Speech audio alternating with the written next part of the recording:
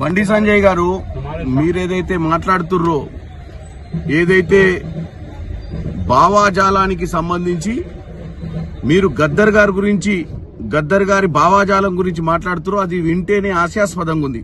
మీరు ఒక కేబినెట్ మినిస్టరా కార్పొరేటరా? మీరు ఎందుకంటే మీరు అధికారంలో ఉంటే బీజేపీ భావాజాలం ఉన్న వాళ్లకు, రైట్ వింగ్ భావాజాలం ఉన్న వాళ్ళకే మేము పద్మ అవార్డులు ఇస్తామని చెప్పినట్టుగా ఉంది.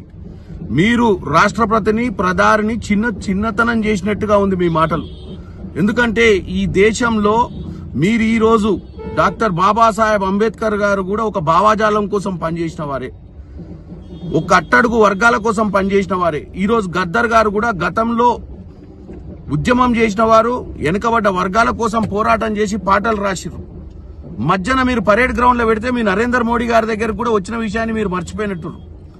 అంటే ఈ విషయం చూస్తే రానున్న రోజులలో భారతదేశంలో బీజేపీ పాట పాడిన వారు, బీజేపీ వంతు పలికిన వారికే అన్ని వస్తాయని చెప్పినట్టుగా ఉంది మీరు. కాబట్టి దయచేసి మీ మాటలు విత్డ్రా చేసుకోవాలి. ఈ దేశంలోనే కాదు ప్రపంచంలోనే ఒక రైట్ వింగ్ లెఫ్ట్ వింగ్ భావాజాలం ఉంటది. ప్రతి దగ్గర అధికారం మారుతూ ఉంటది. కానీ ఈ అవార్డులు అనేది నిష్పక్షపాతంగా ఇవ్వాల్సినటువంటి ఆ పరిస్థితి ఉంటది. ఇలాంటి మాటల వల్ల మీరు మీ ప్రస్తుతం ఉన్న ప్రభుత్వాన్ని దిగజార్చేతనంగా మీరు మాట్లాడినట్టుగా ఉంది. దయచేసి మీరు మీ మాటలను విత్డ్రా చేసుకోవాల్సిందిగా కోరుకుంటున్నాం.